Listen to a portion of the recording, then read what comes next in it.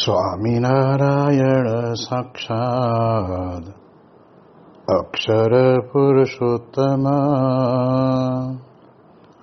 સર્વેભ્યઃ પરમં શાંતિં આનંદં સુખમર્પયેત. શ્રી સ્વામિનારાયણ ભગવાનની જય. શ્રી અક્ષર પુરુષોત્તમ મહારાજની જય. શ્રી ગુણાતીતાનંદ સ્વામી મહારાજની જય. શ્રી પ્રમુખ સ્વામી મહારાજની જય. શ્રી મહંત સ્વામી મહારાજની જય. પ્રગટ ગુરુ હરિ પરમ પૂજ્ય મહંત સ્વામી મહારાજની આજ્ઞા અને આશીર્વાદથી આપણે બધાએ શ્રાવણ માસ અંતર્ગત નિત્ય પ્રાતઃ કથાનો લાભ લઈ રહ્યા છીએ. આજે આપણા માટે ઓગસ્ટ મહિનાની 24મી તારીખ અને શનિવારનો મહાપવિત્ર દિવસ છે અને 1348મી સભા થાય છે. અને કહત હૈ સહજાનંદ એ વિષય ઉપર 999મો દિવસ થાય છે. ભગવાન સ્વામિનારાયણ ગરડા પ્રથમ પ્રકરણના 62ના વચનામૃતની અંદર ભગવાનના સ્વરૂપને વિશે રહેલા જે 39 કલ્યાણકારી ગુણો એનું વર્ણન આપણે છેલ્લા કેટલાય દિવસથી સાંભળતા આવ્યા છીએ. અને ગઈકાલના દિવસની અંદર આપણે 16મો ગુણ જે વિરક્તિનો છે એના વિશે આપણે થોડી ચર્ચા કરી. ત્યાર પછી હવે 17મો ગુણ આવે છે ઐશ્વર્યમ. ભગવાનના અને ભગવાનના પરમ એકાંતિક સંતના જીવનની અંદર ઐશ્વર્યપણું અવશ્ય હોય છે. અને એટલે જ કહેવાય છે કે ભગાઃ સંતિ અસ્મિન ઇતિ ભગવાન. આ પ્રકારનું ઐશ્વર્ય જેમાં હોય એને ભગવાન કહેવાય છે. આપણે જાણીએ છીએ એ પ્રમાણે ઐશ્વર્ય એટલે જેમ કહેવાય છે કે લોકો પોતાના જીવનની અંદર આ પ્રમાણે દોરા ધાગા મંત્ર તંત્ર કરીને લોકોને પોતાની જાળમાં ફસાવે એવું નહીં, પરંતુ ઐશ્વર્ય માટે થઈને એક મસ્ત જવાબ ભગવાન સ્વામિનારાયણ પોતે આપણને આપે છે કે સર્વ જીવ પ્રાણી માત્રનું નિયંતાપણું. આજે આપણે જાણીએ છીએ કે કોઈ પણ તંત્ર કોઈ એકના આધાર ઉપર ચાલતું હોય છે. જેમ આપણે જાણીએ મોટી મોટી કંપનીઓની અંદર શેઠિયાઓ તો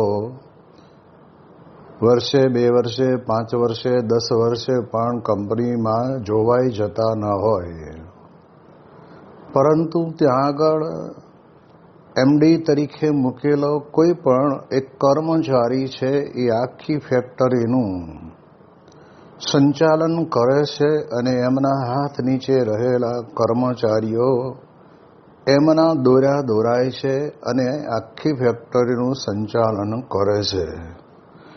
જેમ આપણે જાણીએ છીએ કે દહેજની અંદર બિરલા કોપર નામની બહુ જ મોટી કંપની, અને એ કંપનીના માલિક જ્યારે જમીન લીધી ત્યારે આવ્યા હતા, ત્યાર પછી હજુ સુધી એ કંપનીમાં એમણે પગ મૂક્યો નથી.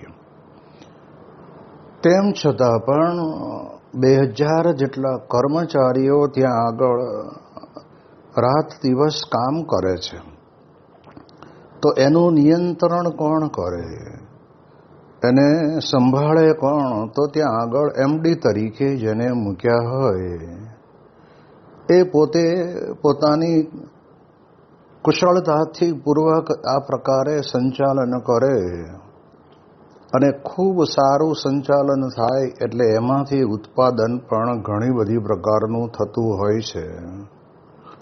એટલે એટલા માટે થઈને એક ફેક્ટરી જેવી વસ્તુની અંદર પણ એક વ્યક્તિ એક જગ્યા ઉપર બેઠા બેઠા પોતાના નિયુક્ત કરેલા એમડી જેવા કાર્યકરથી આખી ફેક્ટરીનું સંચાલન કરતા હોય એમ આ સમગ્ર અનંત કોટી બ્રહ્માંડ છે અને એ બ્રહ્માંડની અંદર સર્વ જીવ પ્રાણી માત્રનું નિયંતાપણું એ ભગવાનને વિશે છે અને કાં તો એવા ભગવાનના પરમ એકાંતિક સત્પુરુષના હાથમાં છે.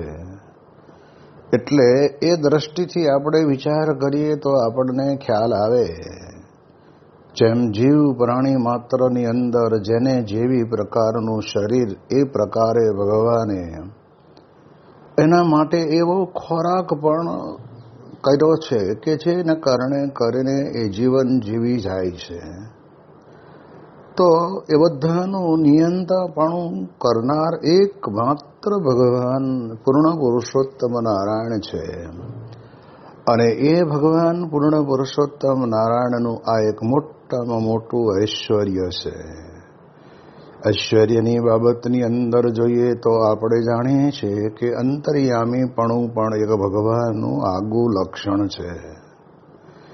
જીવ પ્રાણી માત્રના અંતરની અંદર ઘાટ સંકલ્પ અથવા તો પછી જે પ્રકારના વિચારો ચાલતા હોય એને અંતર્યામીપણે ભગવાન સ્વયં પોતે જાણે છે. પણ મોટામાં મોટું ઐશ્વર્ય એ છે કે જાણવા છતાં પણ સ્વામી કહે છે કે ક્યારે પણ એને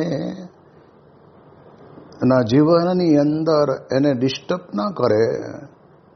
આપણે ત્યાં કર્મના સિદ્ધાંતની સાથે સાથે કરેલા કર્મના બદલા ભોગવવા જ પડે છે. એટલે એ દ્રષ્ટિએ ભગવાન પણ સ્વયં આવું અંતર્યામીપણું જાણતા હોય તો પણ કહેવાય છે કે નથી કરતા. ક્યારેક આપણને આ લોકની અંદર ભગવાન સ્વયં અંતર્યામી છે એમ સમજાય એટલે એકાદ પ્રસંગ આપણને એવો યાદ આવે. જેમ આપણે જાણીએ છીએ કે પૂનમના દિવસે ગુરુ પૂનમને દિવસે જે બધા ભક્તો ભગવાન સ્વામિનારાયણની પાસે દર્શન કરી અને ગુરુ પૂનમની ભેટ સોગાદો મૂકી અને આગળ વધતા હતા એવામાં એક વ્યક્તિ પોતાના જીવનની અંદર બહુ લોભી હતી. એટલે લોભના કારણે કરીને એણે વિચાર કર્યો કે આપણે તો એવું નાળિયેર લઈને જવું છે સસ્તામાં સસ્તું અને 1 રૂપિયામાં નાળિયેર મળે એવી દુકાન ગોતી કાઢી અને ત્યાંથી રૂપિયાનું નાળિયેર પણ લીધું. અને એને મનમાં એમ જ હતું કે આટલા બધા માણસો આ પ્રકારે નાળિયેર મૂકીને જતા હશે, એમાં કોનું નાળિયેર કેવું આવ્યું એ તો ભગવાનને ક્યાં ખબર પડવાની છે.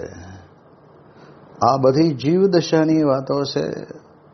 અને એ લાઈનની અંદર જ્યારે નાળિયેર મૂકે છે ત્યારે ભગવાન હાથ એનું નાળિયેર લે છે. એટલું તો નહીં પણ હાથ લઈને બીજો હાથ પકડીને પૂછે છે કે લાવો લાવો ભગત, તમે બહુ દાખલો કરીને આ નાળિયેર લાવ્યા છો. એમ કરીને હાથમાં લઈ અને મહારાજ પોતે પોતાના કાન પાસે લઈ જઈને ખખડાવે છે. જો એની અંદર નાળિયેરની અંદર પાણી ભરેલું હોય તો એનો અવાજ આવે અને પાણી સુકાઈ ગયું હોય અને ખરાબ થઈ ગયું હોય તો કોઈ પણ પ્રકારનો અવાજ એમાં આવે નહીં. એટલે ભગવાન સ્વામિનારાયણ આ પ્રમાણે નાળિયેરને પોતાના કાન પાસે લઈ જઈને ખખડાવે છે. કોઈ અવાજ આવ્યો નહીં. એટલે મહારાજે ધીરે રહીને પૂછ્યું કે ભગત, આ એક નાળિયેર ગોતવા માટે થઈને તમારે કેટલી દુકાન ફરવી પડી? અને ત્યારે ઓલો ભગત તો એમ જેને કહેવાય ને કે ત્યાં આગળ જૂઠો પડી ગયો. એને ખબર પડી ગઈ કે આ ભગવાનને કેમ ખબર પડી છે. અને ત્યારે ભગવાને સામેથી કીધું કે અમારે પણ તમને 1 ગણું દાન અને સહસ્ત્ર ગણું પુણ્ય, એટલે અમારે તમને આવા 1000 નાળિયેર આપવા પડશે. તો અમારે કેટલી દુકાનો ફરવી? આ પ્રકારે ભગવાન સ્વયં પોતે અંતર્યામીપણે એ ભક્તરાજને ત્યાં આગળ આ પ્રમાણે કહે છે, એટલે સમજી ગયા જેવી વાત છે. તો આવું ઐશ્વર્ય અંતર્યામીપણાનું તો ભગવાન અને સંતના અંતરની અંદર હંમેશ રહ્યું હોય છે. ક્યારેક એવી જરૂર પડે તો જ અંતર્યામીપણે આપણને બધાને ખબર પડે એમ આપણને આદેશ કરે. જ્યારે સારંગપુરની અંદર આપણે જાણીએ એ પ્રમાણે શાસ્ત્રીજી મહારાજનું સ્મૃતિ પર્વ ઉજવવાને 1 કે 2 દિવસ બાકી હતા, અને તે વખતે આપણે જાણીએ છીએ પ્રમાણે દૂધપાક વહેલો બનાવી અને એકદમ ઠંડો કરીને પછી સ્મૃતિ પર્વના દિવસે બધા સંતો હરિભક્તોને સ્વામીશ્રી પોતે પીરસતા. હવે એવા સમયની અંદર કોઈને ખબર નહોતી કે આ પ્રમાણે કહેવાય છે કે અક્ષરધામને વિશે આતંકવાદીનો હુમલો થશે, અને એવા ઘણા બધા લોકો ત્યાં આગળ મૃત્યુ પામશે અને ઘણા બધા ઘાયલ થશે. એવા શોક જેવા પર્વને વિશે આ દૂધપાકની રેલમછેલ કરવી એ યોગ્ય નથી એમ જાણતા જ હશે. અને એટલે જ પ્રમુખ સ્વામી મહારાજ બીજા અન્ય મંદિરમાંથી આવેલા 2 સંતો હતા, એ સંતોને કહ્યું કે આવો, તમે આવ્યા છો તો લો તારે હવે આ દૂધપાકનો લાભ લેતા જાઓ, પછી તો તમે આવો ખરા અને ન પણ આવો, એમ કરીને સ્વામીશ્રીએ 2 સંતોને દૂધપાક જમાડ્યો.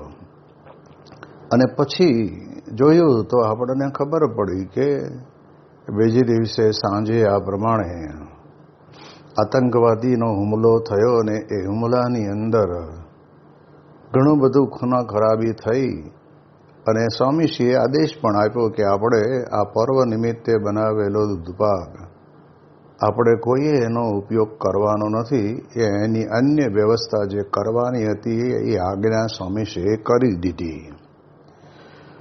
તો જાણતા હતા, પણ ભગવાન અને સંત છે ને એ ઘણી વખત આપણને કોઈને ખબર ન પડે એવી રીતે એ પોતે આ પ્રમાણે આપણને સમજાવવા માગે છે. તો આવો એક ગુણ સત્પુરુષના જીવનની અંદર પણ ઐશ્વર્યમનો પડ્યો છે, કહેતા અંતર્યામીપણાનો પણ પડ્યો છે. ઘણા બધા સંતો ભક્તોના આવા પ્રકારના પ્રસંગો છે કે જેને આપણે જાણીએ. સાધુજીવન સ્વામી કરીને વિદ્યાનગરની અંદર એક વડીલ સંત છે, અને જ્યારે પાર્ષદ તરીકે મધુ ભગત તરીકે રહેતા હતા ત્યારે તે વખતના સમયની અંદર એમને પોતાને મનમાં એમ થયું કે બાપા આટલામાં ક્યાંક નજીક છે, અને નજીકની અંદર આ મુંડનના દર્શન થઈ જાય તો સારું, પણ કંઈક એ પ્રકારે ત્યાં આગળ એવી કોઈ વ્યવસ્થા થઈ નહીં અને જવાયું નહીં હોય. પરંતુ પ્રમુખ સ્વામી મહારાજ અંતર પકડીને ત્યાં આગળ આવવાનો કોઈ પ્રોગ્રામ નહોતો, અને સાધુ જીવન સ્વામી પોતે ત્યાં આગળ જે રૂમની અંદર હતા એ રૂમનો દરવાજો ખોલ્યો, ખખડાયો અને ખોલ્યો તો બાપાના દર્શન થયા. અને ત્યારે પ્રમુખ સ્વામી મહારાજે કહ્યું કે તમારે દર્શન કરવાની ઈચ્છા હતી ને, તો લો આજે અમે આવી ગયા. આ પ્રમાણે સ્વામીશ્રી પોતે પણ અંતર્યામીપણે એ ભક્તના અંતરની અંદર રહેલા સંકલ્પને જાણે છે.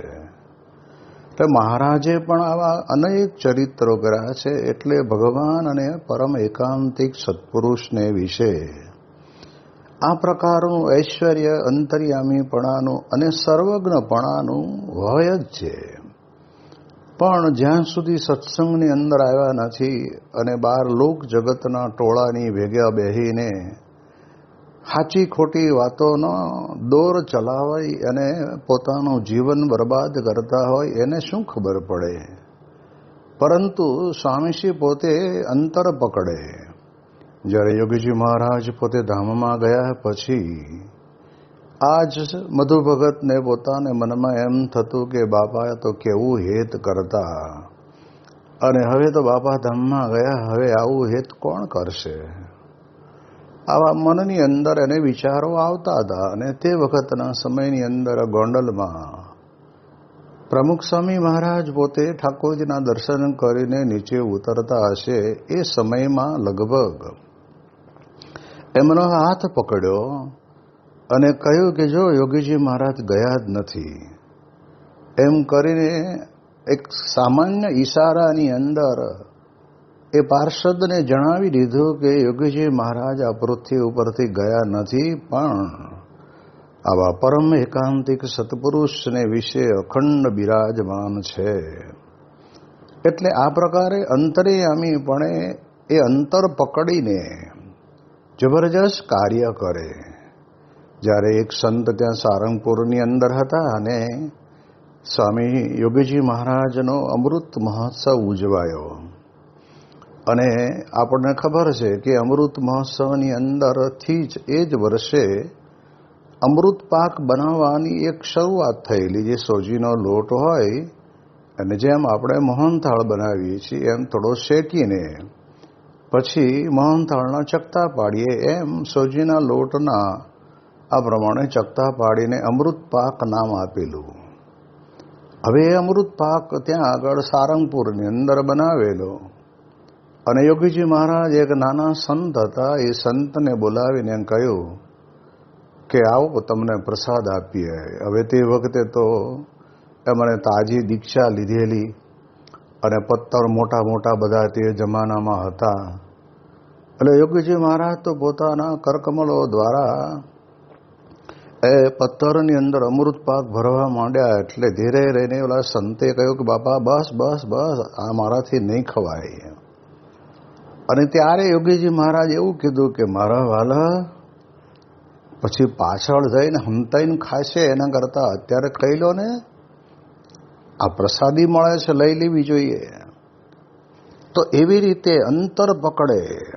અને અંતર પકડીને મોટા પુરુષ આપણને સમજાવે છે કે અમે જે ક્રિયા કરીએ છીએ અને તમે જે ક્રિયા કરો છો એ બધું જ અમે જાણીએ છીએ.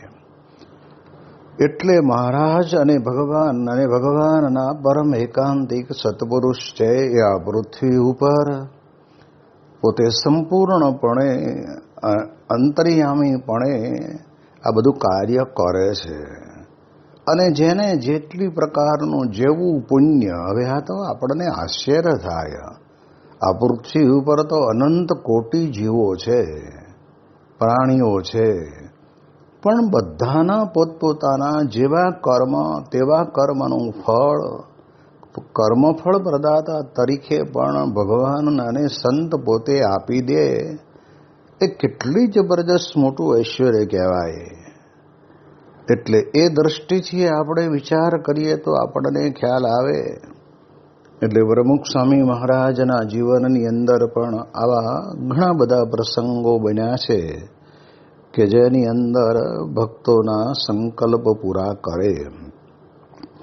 બારડા કરીને ગામ છે, ગામની અંદર નારાયણભાઈ કરીને આપણા એક સત્સંગી હતા યોગીજી મહારાજના વખતની અંદર. એ પોતે કીર્તનો જૂની પદ્ધતિની અંદર ગાતા હતા અને કથા વાર્તા પણ થોડી ઘણી કરતા હશે. એ સમયની અંદર મહેસાણા જિલ્લાના એક હરિભગત પોતે ત્યાં આગળ પોસ્ટની અંદર નોકરી લાગી અને એના કારણે કરીને ત્યાં આગળ પોસ્ટ ઓફિસમાં નોકરી કરવા માટે ગયેલા. અને એમાં વળી કંઈક ભેગા થઈ ગયા હશે, આવો મંદિરે આપણે કથા વાર્તા કરીએ, તમે સાંભળો. એમ એ નારાયણભાઈ પાસે હરિભગત પોતે કથા વાર્તા સાંભળતા એક દાડો નારાયણભાઈએ કહ્યું કે કંઠી ધારણ કર્યો તો ભગવાનનો આશરો કર્યો કહેવાય. અને ત્યારે એમણે પોતે ના પાડી, મનની અંદર સંકલ્પ કરી લીધેલો કે જ્યારે પણ પ્રમુખ સ્વામી મહારાજ આપણને મળે અને સામેથી કંઠી પહેરાવે ત્યારે જ આપણે પહેરવી છે. આવું મનની અંદર એમણે નક્કી કરી રાખેલું હતું. ને સ્વામીશ્રી પોતે એ વિસ્તારની અંદર વિચરણ કરતા કરતા, બારડા તો જવાનું જ હતું નહીં, રસ્તો જો કે આવે પણ કાર્યક્રમની અંદર બારડા મંદિરે જવું કે રોકાવું કે એવું કશું જ નહોતું અને સીધું સાવરકુંડલા જવાનું હતું. ને ત્યારે તે વખતના સમયની અંદર બાપાએ ગાડી ચાલકને કહ્યું કે અંદર રહી લો, મંદિરે આરતીનો ટાઈમ થયો છે એટલે આપણે આરતી કરતા જઈએ. અને તે વખતે કે બહુ સત્સંગી ત્યાં આગળ હાજર પણ નહોતા અને બાપાની ગાડી આવી અને ત્યારે નારણભાઈ અને આ ભાઈ બંને બેઠા હતા અને સામે બાપાએ આખી આરતી કરી. આરતી કરીને એ હરિભગત જે નારાયણભાઈની જોડે બેઠા હતા એમની સામું જોયું અને સામું જોઈને કહ્યું કે તમારે સંકલ્પ છે ને કે અમારા હાથે જ કંઠી પહેરવી, આવો ત્યારે તમને વર્તમાન ધરાવી અને ભગવાન સ્વામિનારાયણના ખોળે બેસાડીએ. એમનું અંતર પકડીને પ્રમુખ સ્વામી મહારાજે પોતે તે વખતે અમને કંઠી પહેરાવી.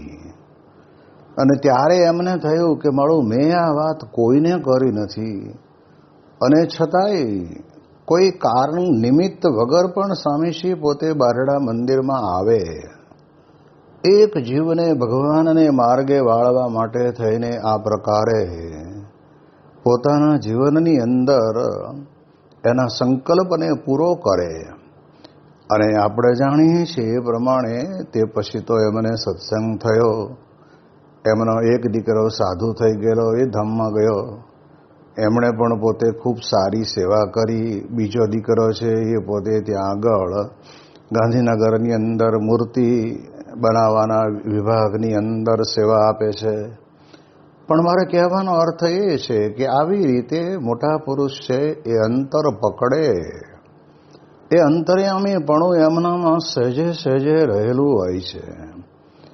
સારંગપુરની અંદર પ્રમુખ સ્વામી મહારાજ પોતે બિરાજમાન હતા અને તે વખતે બોટાદથી કેટલાક કિશોરો એ પદયાત્રા કરીને સ્વામીશ્રીના દર્શન કરવા માટે સારંગપુરની અંદર આવ્યા છે. એમાં આ બધા કિશોરોની વચ્ચે એણે એક કિશોરે એવો સંકલ્પ કર્યો કે મારે પ્રમુખ સ્વામી મહારાજનો ચરણનો સ્પર્શ કરવો છે અને મારા માથે હાથ મૂકે એમ મારે દર્શન કરવા છે. હવે આપણે જાણીએ છીએ કે જ્યાં આગળ હરિભક્તોનો સમુદાય વધારે હોય ત્યારે આવું બધું કદાચ બનવું અસંભવ લાગે.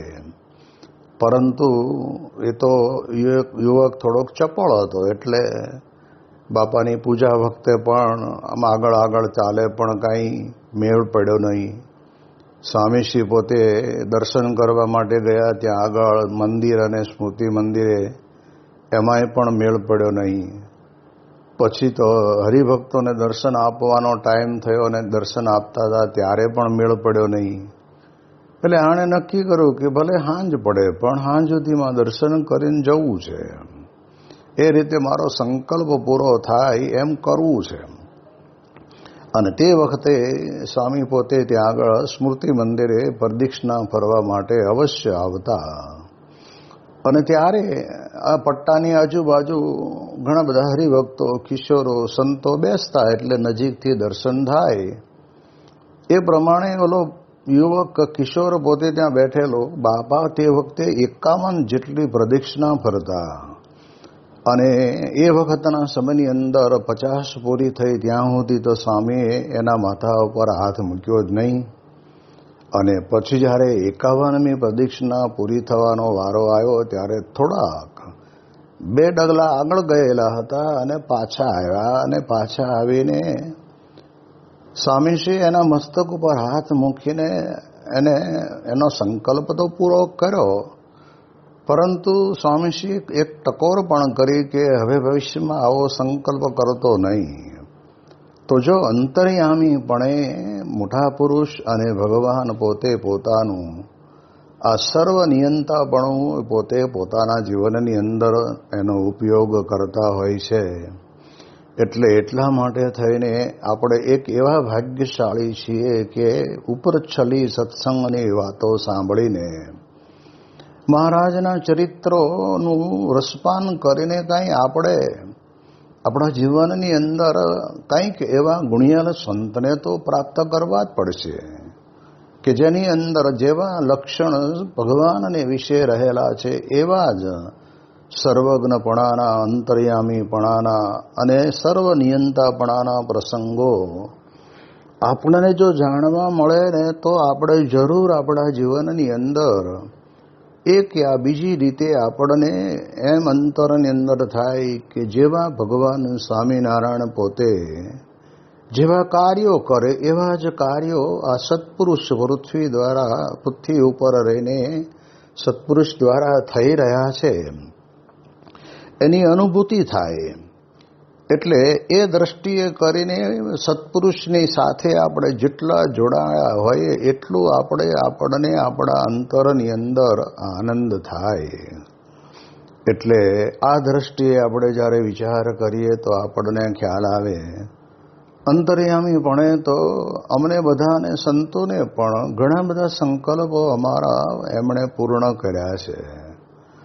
અને આપણે જાણીએ એમ કંઈ બહુ મોટી આપણી પોતાની ઈચ્છાઓ ના હોય પણ અંતર્યામીપણે જાણે તો છે એ વાત તો નિશ્ચિત છે. ભરૂચની અંદર હું પૂજારી તરીકે હતો ત્યારે તે વખતે સ્વામી બાપા ઉપર વધાર્યા એટલે અમે પૂજારીમાં હોઈએ એટલે બહાર અમારે બધાની ભેગા તો ફરાય નહીં એટલે અંદર ઊભા હતા. અને તે વખતના સમયની અંદર સ્વામીશ્રી દર્શન કરતા હતા ત્યારે સંકલ્પ કરેલો કે આજે બાપા મને ભેટે અને માથે હાથ મૂકે એવો એક સંકલ્પ થયેલો. એ વાત મેં કોઈને કરેલી નહીં. અને પછી બન્યું એવું કે પ્રથમ ઘનશ્યામ મહારાજના ખંડમાં દર્શન કર્યા. ત્યાં દરવાજામાંથી હું હામું જોઈ રહ્યો પણ સ્વામીએ હામું ન જોયું. પછી સુખસયામાં દર્શન કર્યા. પછી મધ્યખંડની અંદર દર્શન કર્યા. ત્યાંય હામું જોયું ન જોયું. પછી ગુરુ પરંપરાની મૂર્તિના દર્શન કર્યા. હરિકૃષ્ણ મહારાજના ખંડમાં દર્શન કર્યા. ક્યાંય હામું જોયું જ નહીં અને મને બોલાવ્યો પણ નહીં.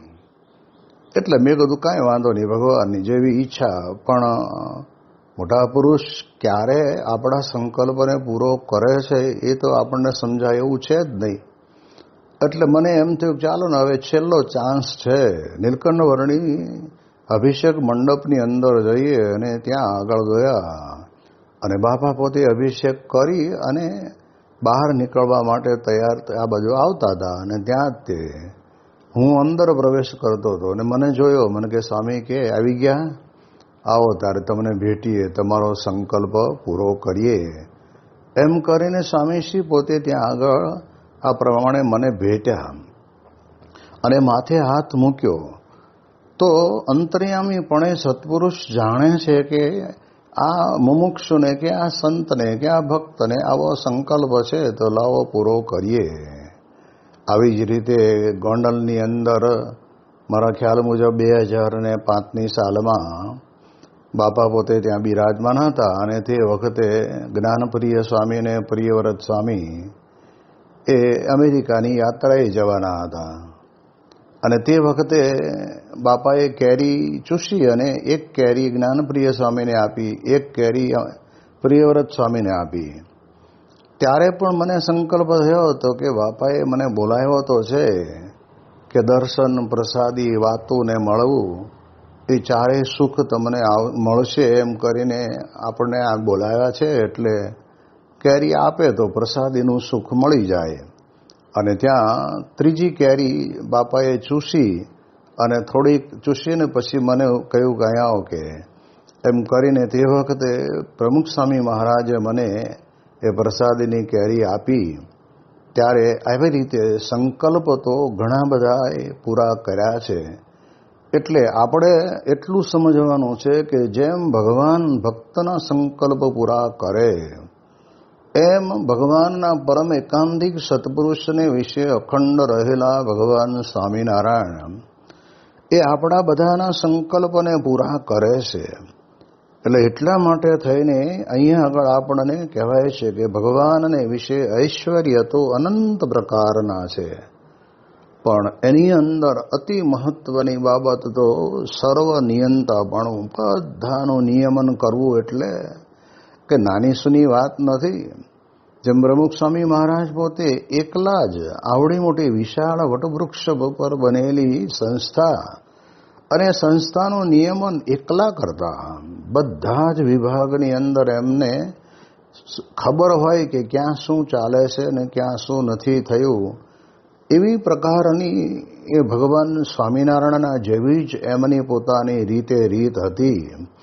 એટલે એ સર્વનિયંતાપણુંના દર્શન મહારાજને વિશે આપણે જો કરવા હોય તો આ ગુણાતીત સંતને વિશે મહારાજ રહીને કરે છે એનું આપણને અનુભવ થાય છે.